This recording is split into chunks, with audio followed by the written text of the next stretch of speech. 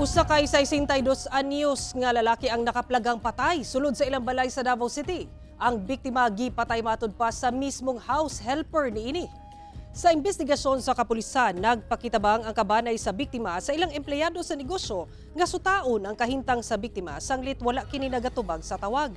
Dihang gisuta sulod sa balay sa Apollo Street sa Buhangin, Davao City, nakita sa sala ang lawas sa biktima nga nagtaroy ang kutsilyo sa liog.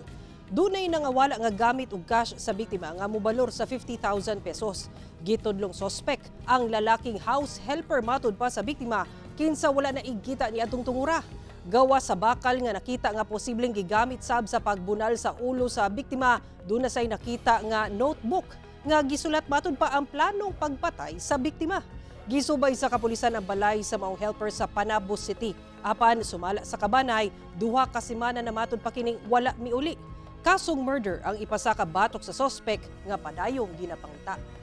Prior to the incident, ma'am, no nga na-discover nga patayng lawas sa biktima, ang kani nga suspect is gipatawag niya sa barangay kan ay reklamo, ma'am, no katong isa sa mga nag-board sa balay sa negosyo sa victim, and then wala magadto ang suspect.